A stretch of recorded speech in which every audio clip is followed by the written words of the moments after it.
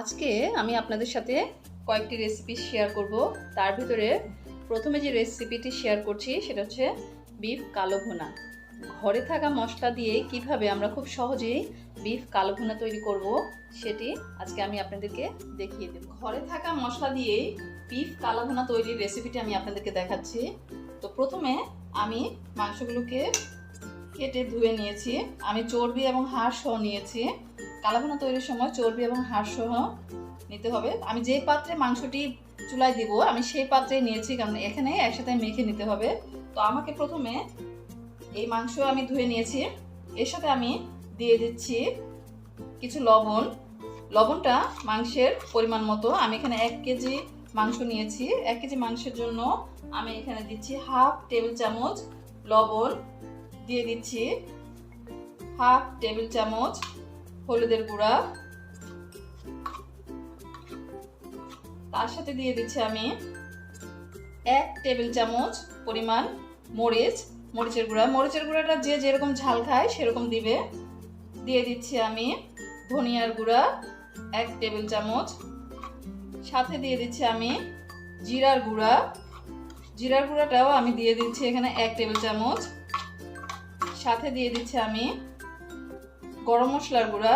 গরম মশলার গুঁড়াটা আমি দিয়েছি এখানে হাফ চা চামচ। এই উপকরণগুলো দেওয়ার পরে এখানে আমি দিয়ে দেব 2 টেবিল চামচ পরিমাণ আদা রসুন, তার সাথে দিতে হবে 1 কাপ পরিমাণ পেঁয়াজ বেরেস্তা। পেঁয়াজ বেরেস্তাটা অবশ্যই দিতে হবে। দিয়ে দিচ্ছি এখানে আমি 1 কাপ পরিমাণ কাঁচা পেঁয়াজ এবং সবশেষে দিচ্ছি আমি হাফ কাপ পরিমাণ সরিষার তেল। কালা ভুনাটা তৈরি করার সময় অবশ্যই সরিষার তেলটি দেওয়ার চেষ্টা করবেন, এতে কালা ভুনার রংটা খুব সুন্দর হয়। তো আমি সব উপকরণ একসাথে ততক্ষণ পর্যন্ত মেখে নেব যতক্ষণ পর্যন্ত না এর থেকে পানি বের হচ্ছে। সবশেষে আমি এতে দিয়ে দেব কিছু শুকনা গরম মশলা। আমি দিয়েছি তেজপাতা, দারচিনি, লং মানে লবঙ্গ, এলাচ এবং গোলমরিচ দিয়ে এটাকে মেখে আরো কিছুক্ষণ মাখবো। আমার এটা মাখানো হয়ে গেছে। এখন আমি এটাকে রেস্টে রেখে দেবো 1-1.5 ঘন্টার জন্য। 1.5 ঘন্টা পরে আমি পাত্রটি চুলায় বসিয়ে দিলাম। এটাকে এখন হাই হিটে 5 মিনিট রান্না করতে হবে। এটাকে আমি একটু নেড়ে দিচ্ছি, নেড়ে ঢেকে দেব হাই হিটে 5 মিনিটের জন্য। 5 মিনিট পরে আমি আপনাদেরকে ঢাকনাটা খুলে দেখাচ্ছি। দেখুন মাংস থেকে একটু পানি বের হচ্ছে। এখন এটাকে নেড়ে দেবো। চুলার আঁচটা এখন কমিয়ে দেবো। এই অবস্থায় মিডিয়াম হিটে এটাকে আবারও 20 মিনিট ঢেকে রান্না করব। মাঝে মাঝে একটু নেড়ে দিতে হবে। 20 মিনিট পরে আমি ঢাকনাটি খুলে দেখাচ্ছি আপনাদেরকে।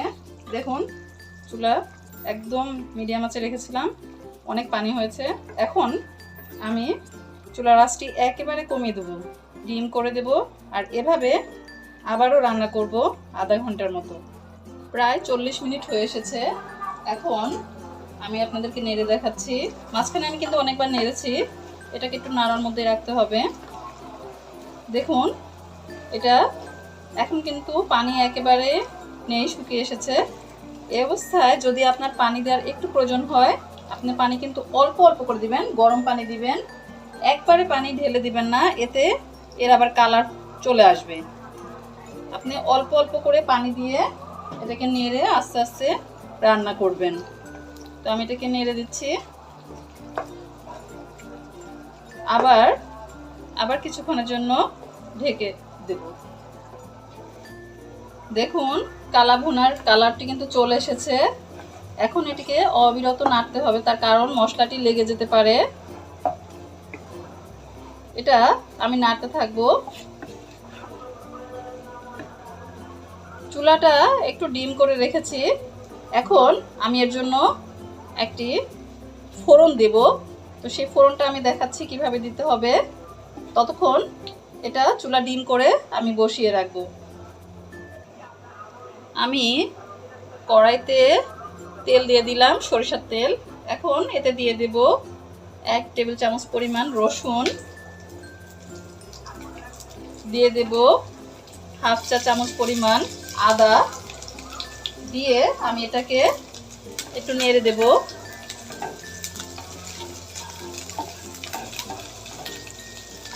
সাথে দেব আমি 2টা শুকনা মরিচ, দিয়ে এটাকে নেড়ে দিতে হবে লালচে হওয়া পর্যন্ত। এখন যেখানে আমি মাংস রান্না করেছি সেই কড়াইয়ের মধ্যে আমি আমার এই ফোড়নটি ঢেলে দেব।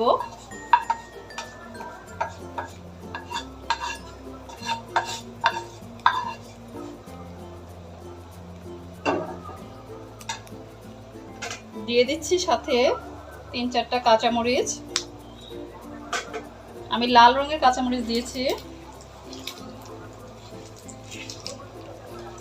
এখন এটাকে নেড়ে দিতে হবে। ফোড়ন দেওয়ার 2-3 মিনিট পরে নামিয়ে নিলেও হবে, তবে সবচেয়ে ভালো হয় যদি কেউ 15 থেকে 20 মিনিট আবার এটাকে একটু ঢেকে আস্তে আস্তে চুলায় রান্না করে, তাহলে। তো আমি এটাকে আস্তে আস্তে নেড়ে 10 মিনিটের জন্য আবার রান্না করছি। 10 মিনিট পরে দেখুন খুব সুন্দর একটা কালার এসেছে, মাশাআল্লাহ খুব সুন্দর একটা গ্রানও বের হয়েছে। দেখুন আমি আপনাদেরকে একটু নেড়ে দেখাচ্ছি।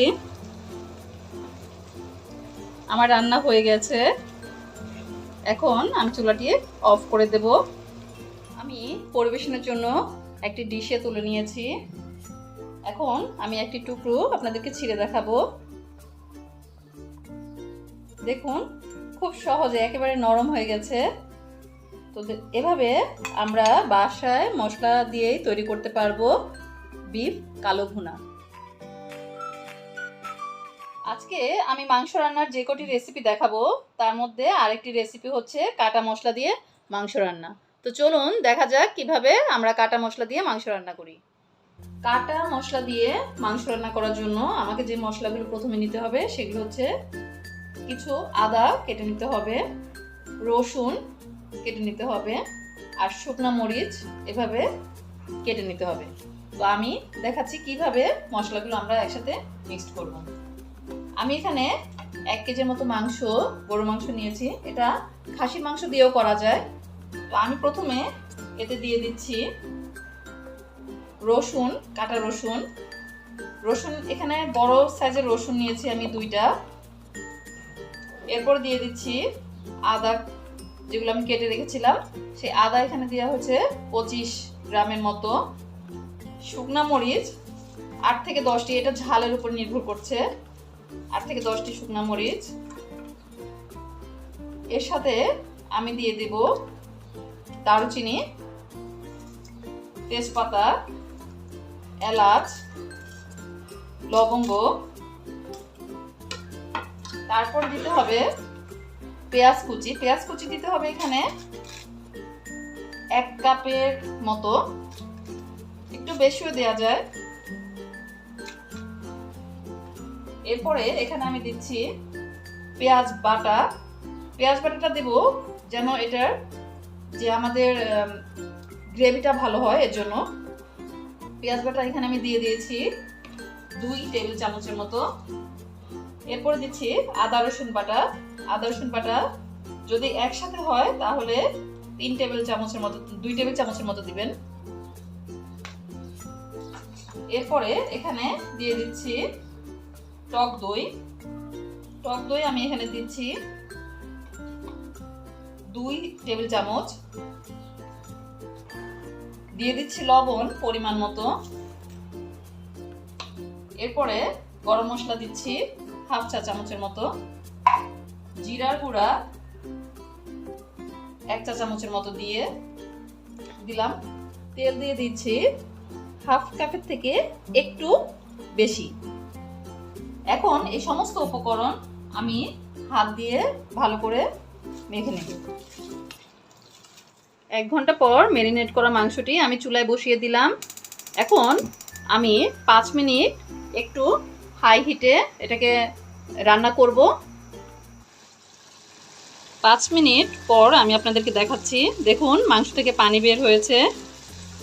এখন আমি চুলার আঁচটি কমিয়ে দেব, চুলার আঁচটি মিডিয়াম করে দেব। এভাবে করে আমি এটাকে আরও 30-40 মিনিট রান্না করব। আর একটু পরপর নেড়ে দিতে হবে। আর যদি মনে হয় যে পানিটি শুকিয়ে যাচ্ছে তাহলে হালকা একটু গরম পানি আপনি দিতে পারেন, একটু একটু করে গরম পানিটি দিবেন। তো এভাবে এখন আমি আবার রান্না করব 40 মিনিটের মতো। 40 থেকে 45 মিনিট পরে আমি আপনাদেরকে দেখাচ্ছি মাংসটার অবস্থাটা। দেখুন আমি এতে সামান্য একটু গরম পানি মিক্সড করেছিলাম, কারণ আমার ঝোলটি শুকিয়ে গিয়েছিল। তো আপনারাও একটু পরপর নাড়বেন এবং দেখবেন। এটাকে আমি আর 10 মিনিটের মতো রাখবো। আমার ঝোলটি এরকমই রাখার চেষ্টা করব। আমি আর 10 মিনিট পরে তারপর চুলাটি বন্ধ করব। আমি একটু পরে চুলাটি বন্ধ করব। তো চুলা বন্ধের আগে আমি একটু পেঁয়াজ বেরেস্তা উপর দিয়ে দিচ্ছি। পেঁয়াজ বেরেস্তাটা দিয়ে আমি 1-2 মিনিট এটাকে রাখবো চুলার উপরে। 1 মিনিটের মতো রান্না করার পরে আমি চুলাটি বন্ধ করে দেব। পরিবেশনের জন্য আমি একটি বাটিতে নিয়েছি। আমরা কাটা মশলা দিয়ে মাংস রান্না করেছি। তো এই মাংসটি আমরা পোলাও অথবা খিচুড়ি অথবা পরোটার সাথে আমরা খেতে পারি। তো দেখুন তৈরি হয়ে গেল আমার কাটা মশলা দিয়ে মাংস রান্না। মাংস রান্নার ভিডিওগুলোর ভিতরে আজকে আরেকটি যে মাংস রান্নার ভিডিওটি আমি দেখাবো তার নাম হচ্ছে বিফ কষা মাংস। তো আসুন দেখা যাক কিভাবে এই বিফ কষা মাংস তৈরি করা যায়। বিফ কষা মাংস রান্না করার জন্য আমি প্রথমে একটি কড়াইতে একটু তেল নিয়ে নিয়েছি, 1/2 কাপ পরিমাণ সরিষার তেল নিয়েছি। এখন এতে দিয়ে দেবো আমি দারুচিনি 3-4 টুকরা, এলাচ 4-5টি, তেজপাতা 3-4টি। আমি 1.5 কেজি পরিমাণ মাংসের জন্য এই মশলাগুলো দিচ্ছি। 20-30 সেকেন্ডের মতো নেড়ে দেব। নেড়ে এখন আমি এতে দিয়ে দেব 1 কাপ পরিমাণ পেঁয়াজ।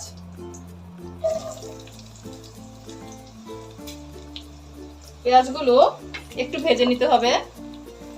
পেঁয়াজগুলো যখন এরকম ভাজা ভাজা হবে, মানে হালকা পরিমাণ ভাজা হবে, তখন আমি এতে দিয়ে দেব 2 টেবিল চামচ পরিমাণ পেঁয়াজ বাটা, দিয়ে দেব 1 টেবিল চামচ পরিমাণ আদা বাটা, আর 1 টেবিল চামচ পরিমাণ 1.5 টেবিল চামচ পরিমাণ রসুন বাটা দিয়ে এটাকে আমি ভালো করে মিক্স করে নেব। একটু ভেজে নেব, হালকা একটু ভেজে নেব। একটু ভাজার পরে আমি এতে দিয়ে দিচ্ছি পরিমাণ মতো লবণ। তারপরে দিয়ে দেবো এখানে হলুদের গুঁড়া। আমি হলুদের গুঁড়াটাকে একটু পানি দিয়ে আগে ভিজিয়ে রেখেছিলাম, এতে করে রংটা অনেক সুন্দর হবে। এরপরে আমি এখানে দিয়ে দিচ্ছি মরিচের গুঁড়া, এটা ঝাল অনুযায়ী যে যেরকম ঝাল খায়। তারপরে এখানে দিয়ে দিচ্ছি ধনিয়ার গুঁড়া,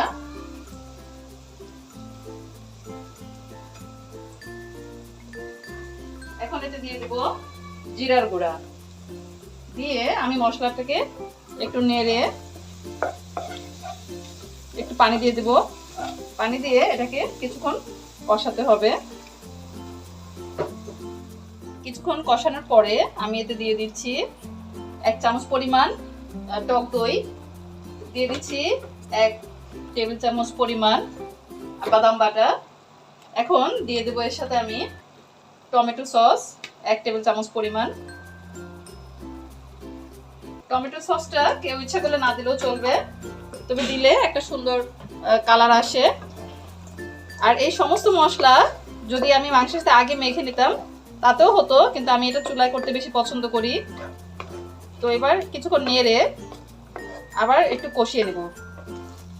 দেখুন মশলাটি খুব সুন্দর কষানো হয়েছে, উপর থেকে তেল ভেসে এসেছে। এই পর্যায়ে আমি ধুয়ে রাখা মাংসগুলো দিয়ে দিব। মাংসগুলো ভালো করে নেড়ে চেড়ে দেবো আমি। এখন চুলাটা একটু হাই হিটে 5-6 মিনিট এটাকে আমি রান্না করব। 6-7 মিনিট পরে আমি আপনাদেরকে দেখাচ্ছি। এই যে দেখুন মাংস থেকে একটু পানি বের হয়েছে। এখন চুলাটা একেবারে কমিয়ে দিয়ে এটাকে আমি আরও 30-40 মিনিট এভাবে রান্না করব। মাঝখানে মাঝখানে আমি অবশ্যই নেড়ে দেব। প্রায় 40 মিনিট পরে আমি আপনাদেরকে দেখাচ্ছি এটা এই অবস্থায় আছে। আমার মনে হচ্ছে এইটুকু পানিতে হবে না, তো আমি যার জন্য আরেকটু পানি, হালকা একটু পানি দিয়ে দিচ্ছি। এটাকে একটু গরম করে নিয়েছিলাম। এটাকে এভাবে নেড়ে আবার আমি রেখে দেব এটা সিদ্ধ হওয়ার আগ পর্যন্ত, মাংসটি যতক্ষণ সিদ্ধ না হয়। আপনাদের যদি আমার রান্নাগুলো ভালো লেগে থাকে তাহলে অবশ্যই আমার চ্যানেলকে সাবস্ক্রাইব করে আমার পাশে থাকবেন। তো এখন আমরা এটাকে রেখে দিচ্ছি সিদ্ধ হওয়ার আগ পর্যন্ত। প্রায় 30 মিনিট পরে আমি আপনাদেরকে দেখাচ্ছি। দেখুন মাংসের কালারটি এরকম চেঞ্জ হয়েছে এবং আমি মাংসটি চেক করেছি, সিদ্ধ হয়ে গেছে। এখন আমি এতে দিয়ে দেব কাঁচামরিচ আর সাথে দেব 1 টেবিল চামচ পরিমাণ গরম মশলার গুঁড়া দিয়ে এটাকে নেড়ে আবার 10 মিনিটের জন্য আমি রেখে দেব। রান্না শেষে আমি মাংসটি পরিবেশনের জন্য একটি বলে নিয়ে নিয়েছি। দেখুন কি সুন্দর কালার হয়েছে এবং খেতেও খুব সুস্বাদু। তো এইভাবে আপনারা তৈরি করে ফেলতে পারেন বাসায়।